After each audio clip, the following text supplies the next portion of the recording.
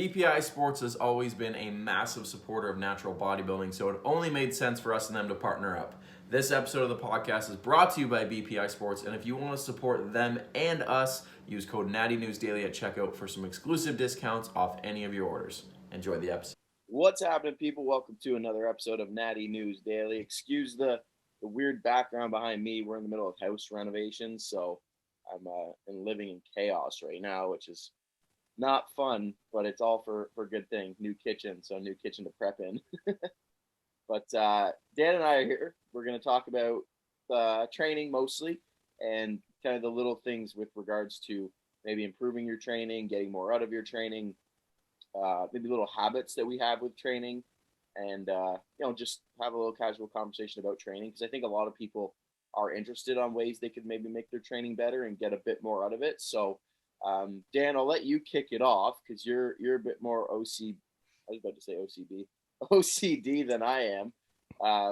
What do you do? Maybe let's start with pre-workout. Do you have any pre-workout rituals? Yes. I make my own pre-workout. I've been doing that for 4 or 5 years. I've had pretty much similar formula. So do you take a stim-based pre all the time? No, it's actually a non-stim, and then I add stim from there. So I actually scale stim throughout the mesocycle. So start at 0 and then scale up as I go. I drink that with coffee too. I like coffee. I like the caffeine in coffee. You get some caffeine then.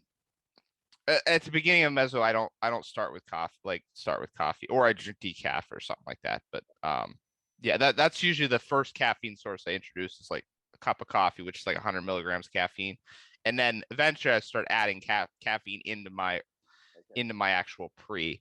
Yeah. So, but yeah, I guess now I'm jumping around. You surprised me with the question.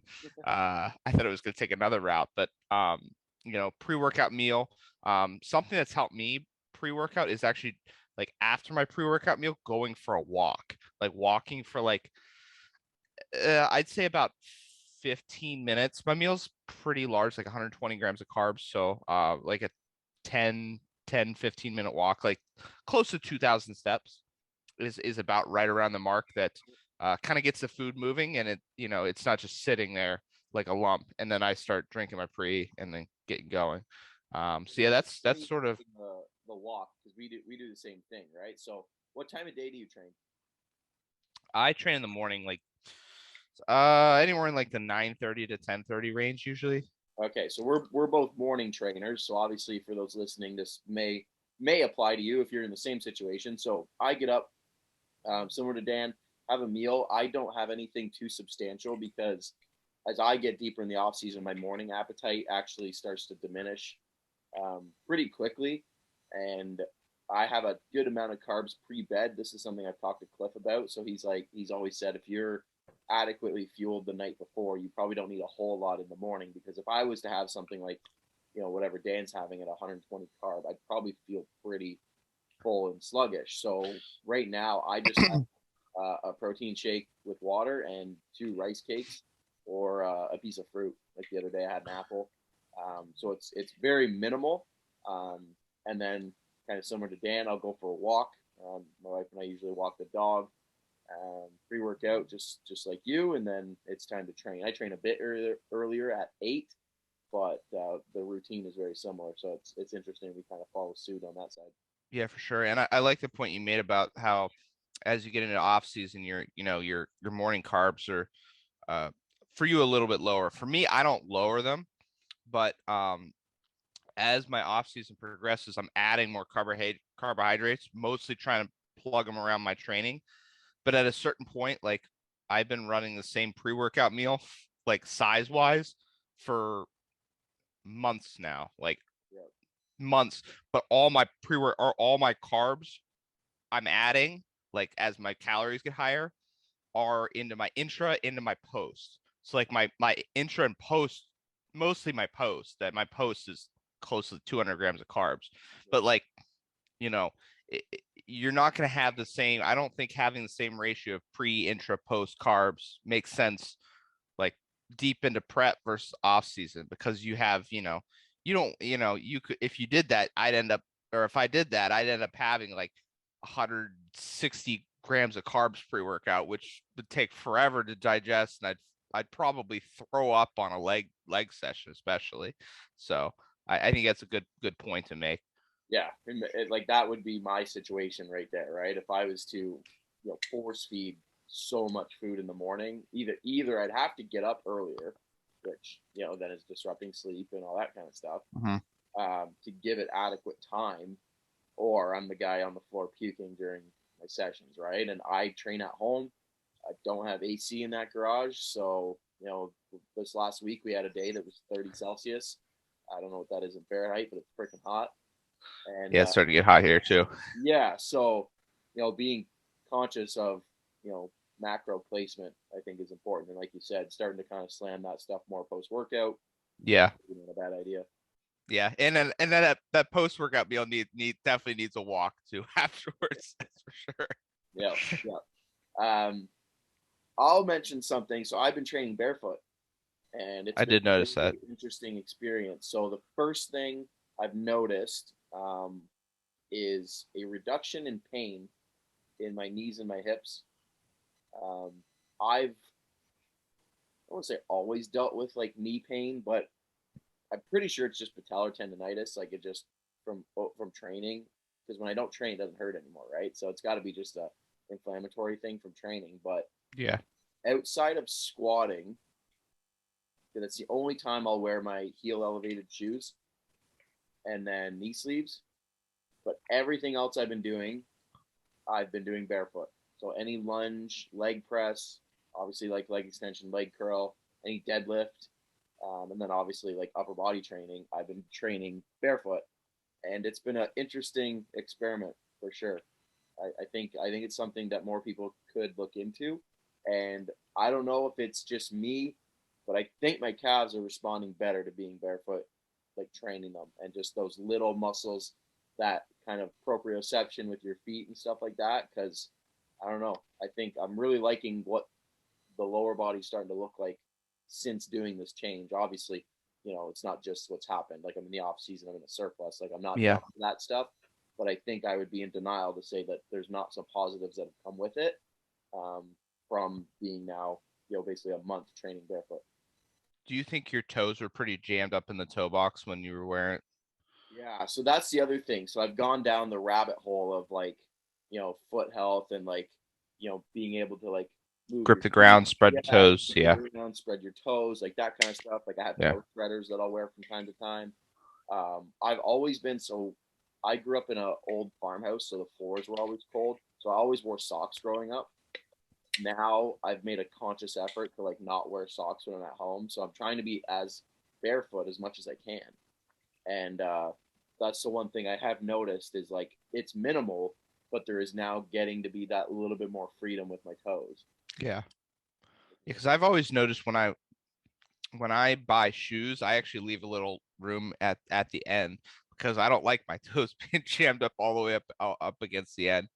Um, It's this too, right? Like from the side, that's where you run into a lot of problems when your toes start to jam in. So like, yeah, well, the toe box like funnels in, but if you're further back, you have more room. So yeah, yeah. But yeah, no, it's been interesting, and like even now wearing shoes is kind of uncomfortable, which is interesting how quickly your body can adapt to things.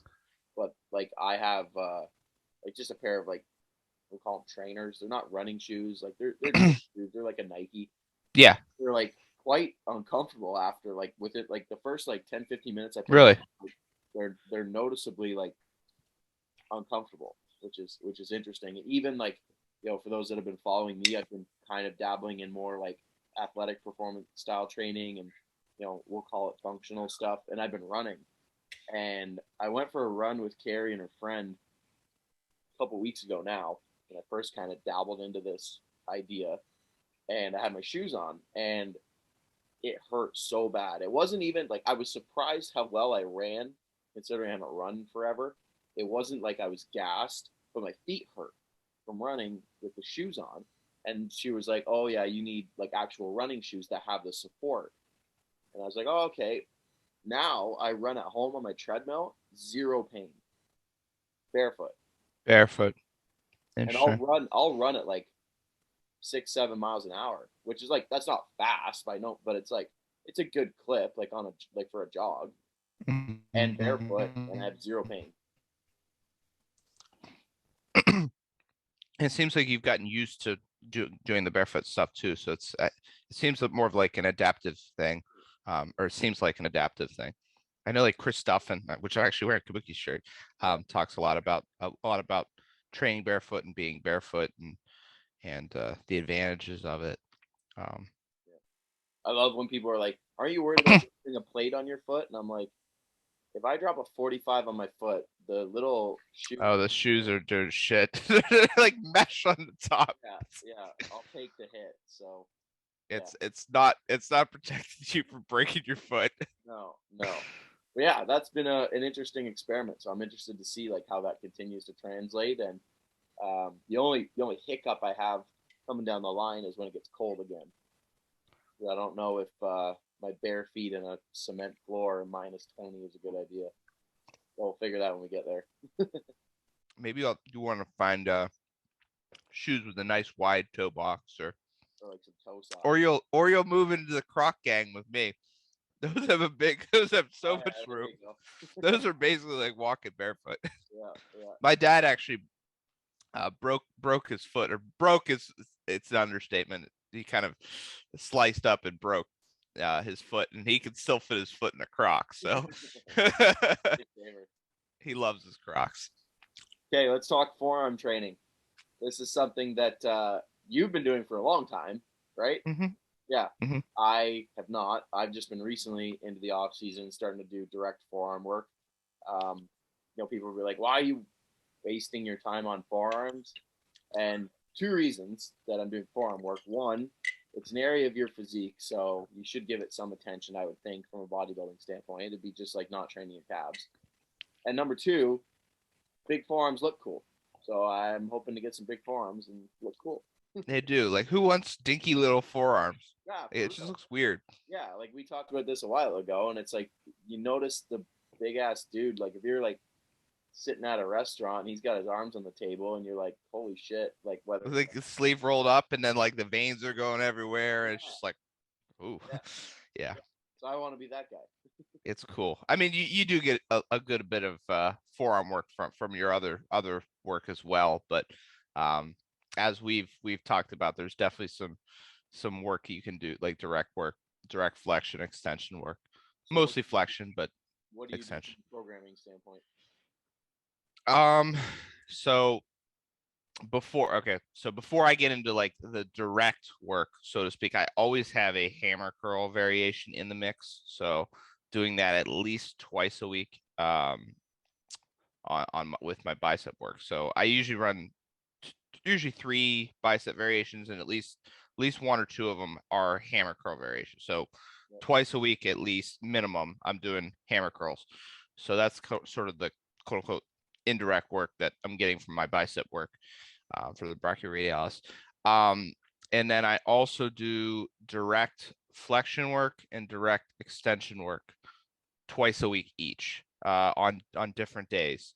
I do my extension work on my pull days, and then my flexion work on my push and biceps days.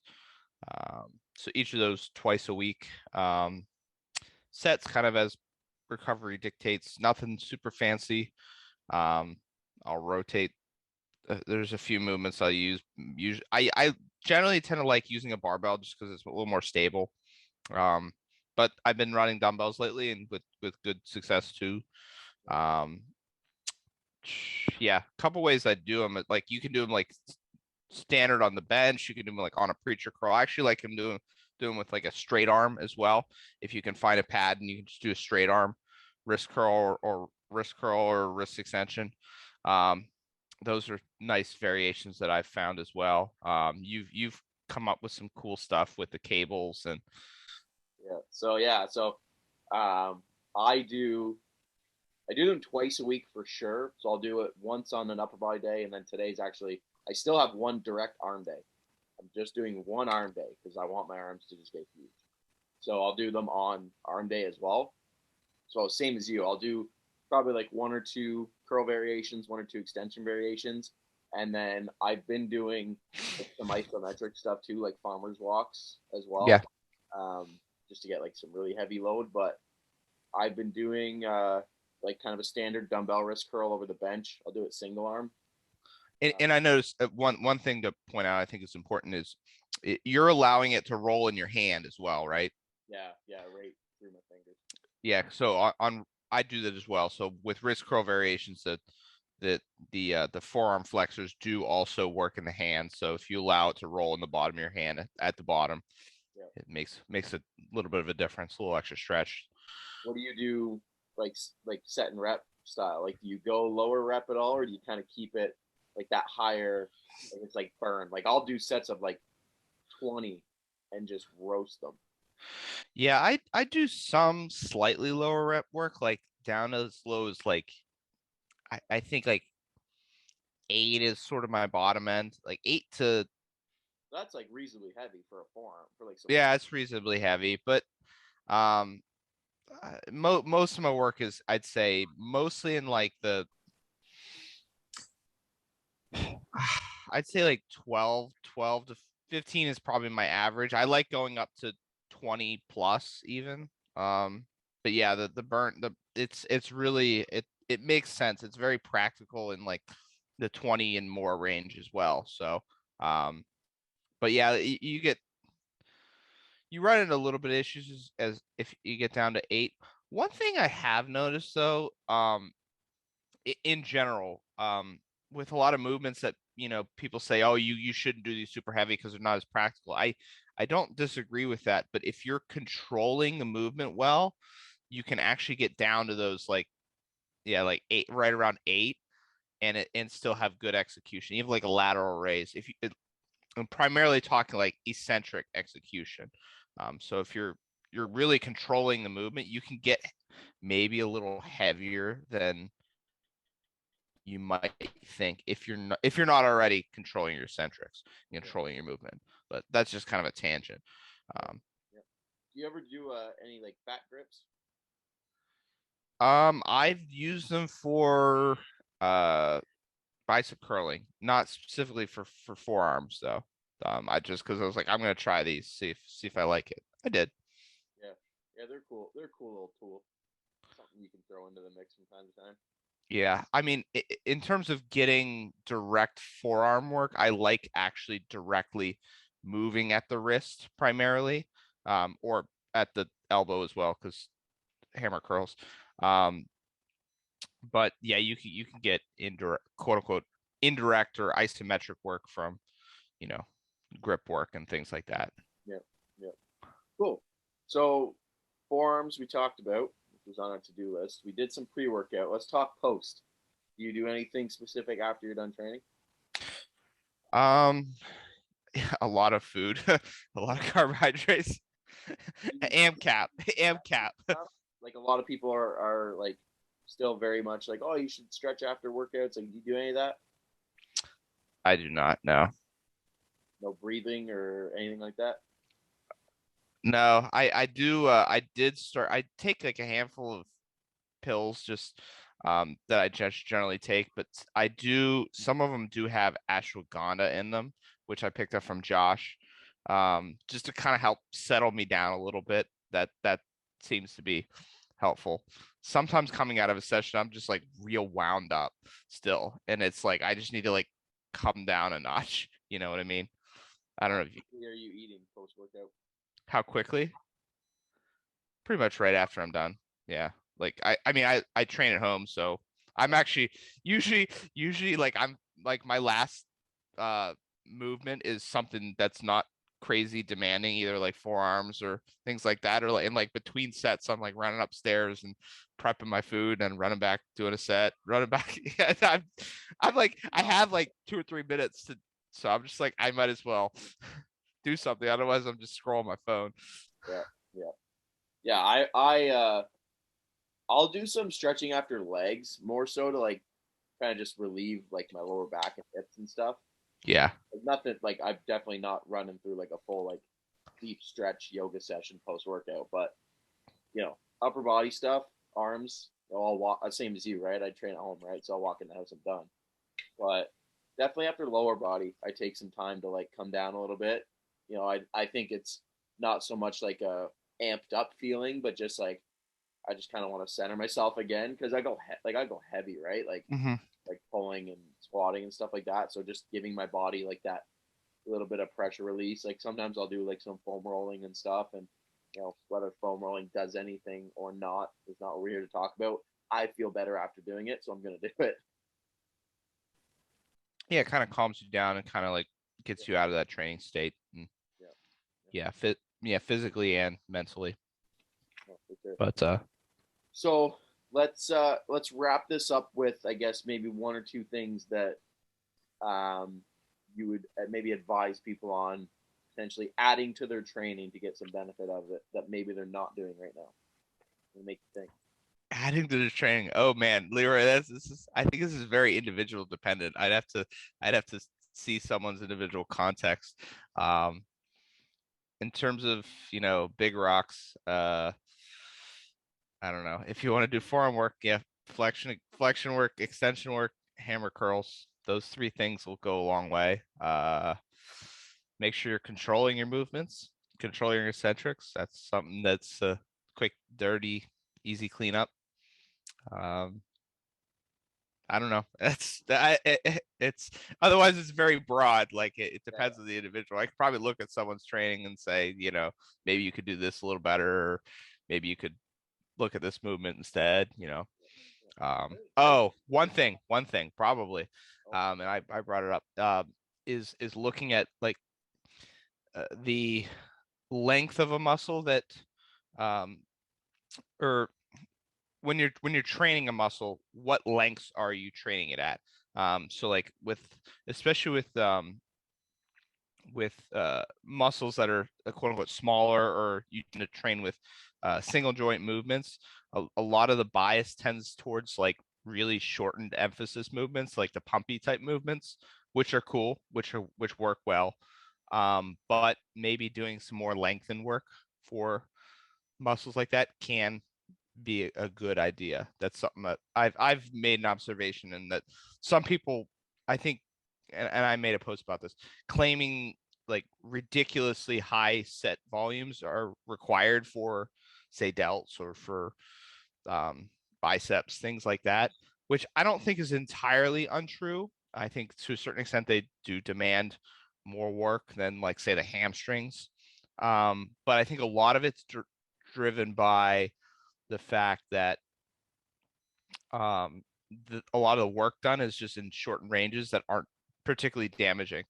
So, like, if you could do lateral or side dumbbell raises like forever, and your delts would be not sore or would barely be sore the next day. But if you did like a behind the back lateral, you could torch them. You can get the delts sore, Yeah. but that's random thought that came through. I agree. My big point is I really think people should experiment with barefoot training.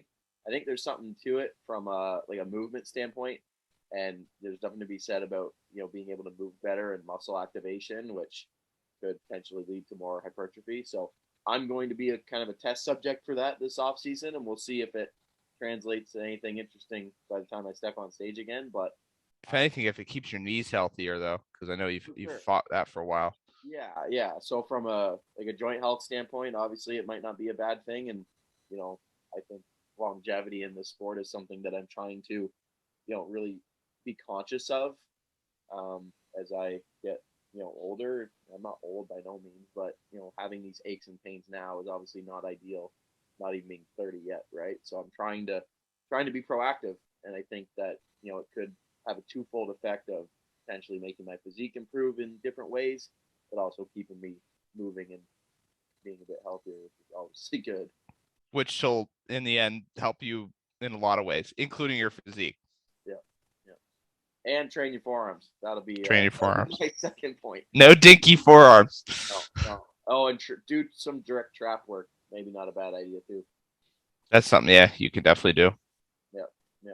Cool. All right, man. I appreciate you hopping on this. For those listening, this is an early morning one for Dan and I. Mhm. So we got it done. We did. Hope everybody enjoyed it. If you did, let us know. Give us a like. Obviously, follow on Instagram, subscribe on YouTube, all that good stuff. We appreciate all your support, and we will see you guys in the next one.